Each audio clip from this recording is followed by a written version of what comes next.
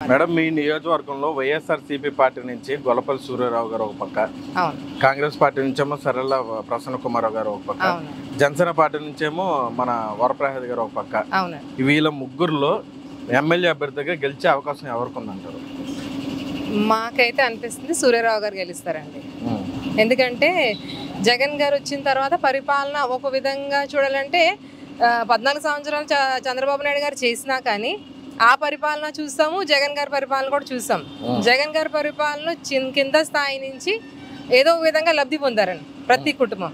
So మేమైతే అనుకుంటున్నాం గొల్లపల్లి సూర్యారావు గారు నెగ్గుతారు, జగన్ గారు పైన సీఎం అవుతారు. గతంలో జనసేన పార్టీ నుంచి ఈ నియోజకవర్గంలో ఒక సీటే గెలిచింది, అదే రాపాక వరప్రసాద్ గారు. అవును, అప్పుడు ఉన్న మెజార్టీ ఒకవేళ ఆ పరంగా ఏమన్నా మళ్ళీ జనసేనకి ఏమన్నా ఉందా మేడం, లేకపోతే గొల్లపల్లి సూర్యారావు గారు గెలిచారు?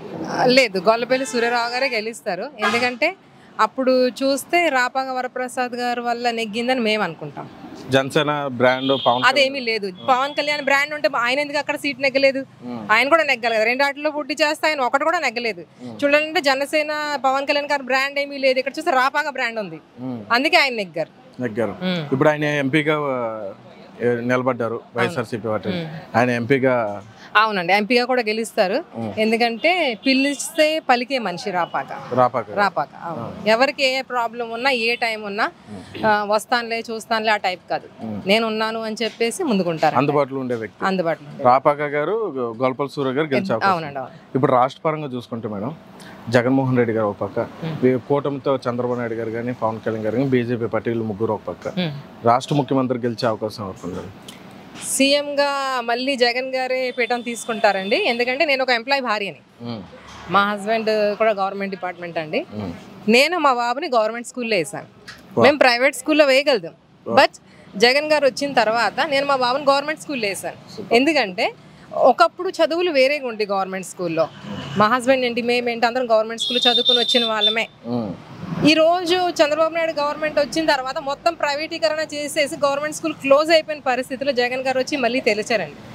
అది కాకుండా స్టడీ ఒక విధంగా చూడాలంటే ప్రైవేట్ స్కూల్లో ఇచ్చి ధీటుగానే ఇస్తున్నారు స్టడీస్. సో మా బాబుని నేను గవర్నమెంట్ స్కూల్లోనే పంపిస్తున్నా, నాకు చాలా సంతోషంగా ఉంది. ఇదే గవర్నమెంట్ వస్తుందని నమ్ముతున్నా. స్కూల్ బాగా డెవలప్ అయ్యాయి.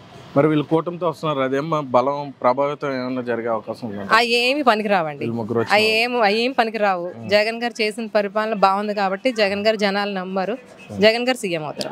మేడం, ఇప్పుడు జగన్ గారు ప్రవేశపెట్టిన సంక్షేమ పథకాలు ఏవైతే ఉన్నాయో ఆ పథకాలని ధీటుగా గతంలో ఉన్నటువంటి మన ప్రతిపక్ష నాయకులు చంద్రబాబు నాయుడు గారు ఏమన్నారంటే అప్పుల్లోకి వెళ్ళిపోతుంది రాష్ట్రం సంక్షేమ పథకాల వల్లనే విమర్శించారు. అదే ఇప్పుడు మొన్న రిలీజ్ అయిన మేనిఫెస్టోలో ఏ పథకాలని యాజిటీస్ దింపి 1% ఎక్కువ ఇవ్వడం జరిగింది. అమౌంట్ 1% దీని మీద ఎక్కువ ఇస్తున్నాను. మరి అభివృద్ధి ఎలా జరుగుతుందని ఆశిస్తున్నారా? అభివృద్ధి జరిగే అవకాశం ఉందంటారా? పథకాలు ఆయన ఎక్కువ ఇచ్చింది కాకుండా అభివృద్ధి చేస్తున్నారు, సాధ్యమైనది. ఇప్పుడు జగన్ గారు ఏం చేశారంటే కింద స్థాయి నుంచి చూసుకుంటూ వస్తుంది. ఆయన వచ్చిన తర్వాత కోవిడ్ వచ్చిందండి, 2-2.5 సంవత్సరాలు కోవిడ్ రావడం వల్ల అంత బ్యాక్ అయిపోయింది. దాన్ని ఎవరేం చేయలేదు. ఈ పథకాలు ఇచ్చి సోమరిపోతులు చేస్తున్నారు జనాల్ని అని చంద్రబాబు నాయుడు గారు అంటున్నారు. మరి ఒకవేళ ఈయన సీఎం అయ్యారంటే అప్పుడు సోమరపోతులు అవరా? అప్పుడు అప్పుల్లో వెళ్తారు రాష్ట్రం. అంటే జగన్ గారు ఇస్తే అప్పుల్లోకి వెళ్ళిపోతారు, వీళ్ళు ఇస్తే అప్పుల్లోకి వెళ్ళరండి. అందుకు ఎవరేమన్నా నంబర్ ఎవరుని జగన్ గారే సీఎం అవుతారు. ఇప్పుడు జగన్ గారు మంచి చేశారు, నేను మంచి చేశాను అనిపిస్తేనే ప్రతి గడపకి ఒక సంక్షేమ పథకం వెళ్తేనే లబ్ధి పొందితేనే ఓటేనని ధీమాగా చెప్పారు మేడం. అంటే ఇంత 175 నియోజకవర్గాల్లో అంత కాన్ఫిడెంట్ గా చెప్పారు ఆయన. అంటే వీళ్ళు ఒక పక్క పొత్తులో వస్తున్నారు, ఆయన వీళ్ళేమో నేను మేనిఫెస్టో అది చేస్తాను ఇది చేస్తాను, కానీ ఒకే మాట అన్నారు. ఆ ధీమా ఏంటి, ఆ కాన్ఫిడెన్స్ ఏంటి? జనాలు నిజంగా ఆయన గెలిపిస్తారని నమ్మకం ఉందా ఆయనకి? నమ్మకం ఉందండి. ఏ విధంగా అంటే ఇప్పుడు చంద్రబాబు నాయుడు గారు అది మరో శ్రీలంక అయిపోతుంది అది ఇది అని నిందలేస్తున్నారు జగన్ గారి మీద. మరి వీళ్ళు వస్తే వీళ్ళు చేస్తానన్నారు, అప్పుడు శ్రీలంక అవదా? అది కాకుండా ప్రతి కుటుంబం ఏదో విధంగా లబ్ధి పొందిందండి. ఇప్పుడు నేను డోక్రాలో ఉన్నాను, డోక్రా మహిళగా నేను లబ్ధి పొందాను. మా గ్రూప్కి వచ్చేసి 6,50,000 మాఫీ అయింది. అలాగా ఏదో ఒక విధంగా ఎంప్లాయీస్ అయినా లేకపోతే మరి కింద స్థాయి వాళ్ళైనా ఏదో ఒక విధంగా చిన్న చితక ఏదో ఒక విధంగా లబ్ధి పొందారండి. ఆ విధంగా ఆ విశ్వాసం మీద జగన్ గారిని గెలిపించుకుంటారు అందరూ. వైఎస్ రాజశేఖర రెడ్డి గారి పరిపాలన కూడా చూసుంటారు, ఆయన పరిపాలనకి ఈయన పరిపాలనకి డిఫరెన్స్ ఏమైనా ఉంది? డిఫరెన్స్ లేదు, ఇద్దరు సమానంగానే చేస్తున్నారండి. దానికి మించి 4 అడుగులు ఎక్కువ వేసి జగన్మోహన్ రెడ్డి చేస్తున్నారు. ఫైనల్ గా మీరు చెప్పండి, జగన్ గారు వచ్చే అవకాశం ఉందంట? 100కి 100% జగన్ గారే మళ్ళీ సీఎం అవుతారు. 175 నెగ్గుతారు. కూటమితో వచ్చినా ఏం జగన్ గారిని ఎవరు ఏం చేయలేరు. ఎమ్మెల్యే అభ్యర్థిగా గెలిచే అవకాశం అవుతుందంట? వైఎస్ఆర్ వస్తుంది అనుకుంటున్నాం మా దృష్టి. గొల్లపల్లి సూర్యరావు గారు సార్, మరి గతంలో రాపాక వరప్రసాద్ గారు జనసేన పార్టీ నుంచి గెలిచారు కదా, మరి ఆ యొక్క పార్టీ జనసేన పార్టీ నుంచి అభ్యర్థి నిలబడినప్పుడు ఈయన గెలిచే అవకాశం ఉందేమో? ఎవరి జాతకాలు ఉన్నాయి, మనం ఏం చెప్తామండి.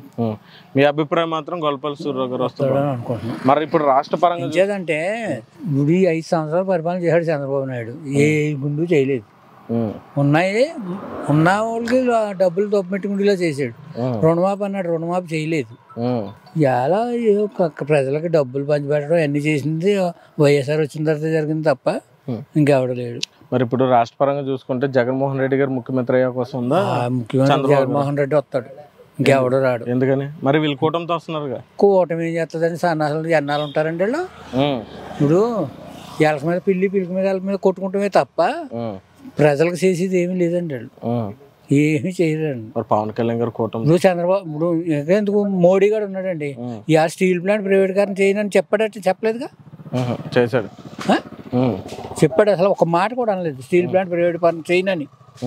మరి ఏంటండి, ఎన్ని వేల మంది ఎంతమంది చచ్చిపోయారండి స్టీల్ ప్లాంట్ కోసం? కొన్ని 100 మంది చచ్చిపోయారు. ఆ ఇందిరాగాంధీ పుణ్యం అంటే స్టీల్ ప్లాంట్ ఇచ్చింది.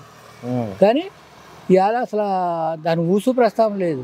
కొన్ని పవన్ కళ్యాణ్ వెళ్ళి అందరూ దూరాడు, ఆడైనా ఒప్పించాడో ఒప్పించలేదు. ఎందుకంటే సన్నాస పార్టీలన్నీ ఈ పిల్లి మీద ఎలక మీద పిల్లి తప్పని సరిగ్గా పోని చంద్రబాబు నాయుడు అయినా ఇండివిజువల్గా నిలబడాలండి.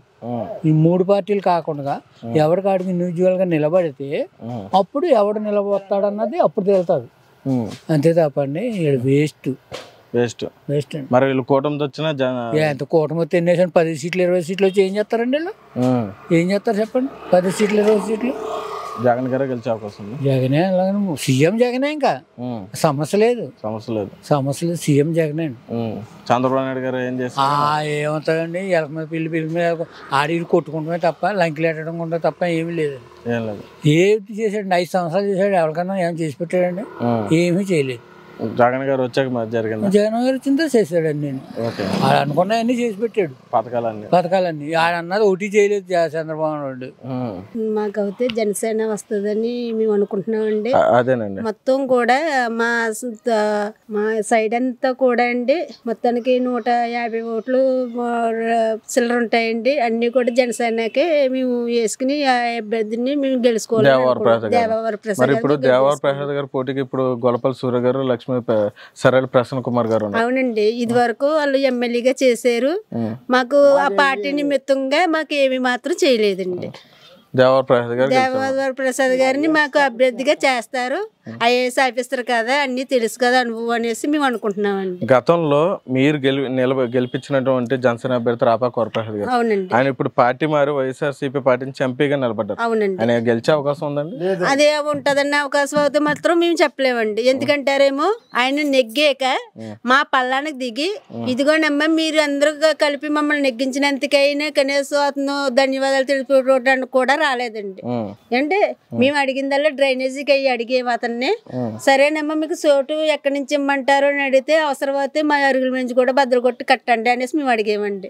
తర్వాత మళ్ళీ రాఘపవర ప్రసాద్ మాకు కనిపించలేదండి. కనపడలేదు. ఇప్పుడు రాష్ట్ర పరంగా చూసుకుంటే చంద్రబాబు నాయుడు గారు ఒక పక్క, జగన్మోహన్ రెడ్డి గారు ఒక పక్క, వీళ్ళిద్దరు ముఖ్యమంత్రి గెలిచే అవకాశం. ముఖ్యమంత్రి అయితే చంద్రబాబు నాయుడు గారు అవుతారని అనుకుంటున్నామండి. ఎందుకంటే దానికి సపోర్ట్ కూడా మనకి పవన్ కళ్యాణ్ ఉంటున్నారండి, దానికి సపోర్ట్ హామీగా. ఈ తర్వాత ఈ ప్రధాని మోడీ కూడా కలిసారు కాబట్టి ఈ 3 సైన్యాలు కలిసినాయి కాబట్టి అండి ఈయన వస్తాడని మేము అనుకుంటున్నామండి. ఇప్పుడు మరి చంద్రబాబు నాయుడు గారు వస్తే ఈయన పెట్టిన సంక్షేమ పథకాలు ఆయన కూడా ఇస్తాను, కొంచెం ఎక్కువేసి ఇస్తాను. ఆయన ఈ యువగా అభివృద్ధి చేసే అవకాశం నమ్ముతున్నారా? అవుతుందని అనుకుంటున్నామండి, చేస్తారని అనుకుంటున్నాం. ఎందుకంటారేమో ఇది వరకు మాకు పసుపు కుంకుమాన్యంగా మనకు డ్వాక్రా మహిళకు పేరు చెప్పి గ్రూప్ కి వచ్చి 15,000 అందరికీ న్యాయం చేసాడండి. ఈయన అయితే మాకు 3 సార్లు ఇచ్చారు కానండి, 4వ సారి విడత అయితే మాత్రం మా కాపులు కేటగిరీ అనేసి ఓసి ఆఫ్ చేశారండి. కూటమి వస్తేనే మీకు మంచి బాగుంటుంది చేస్తుందండి.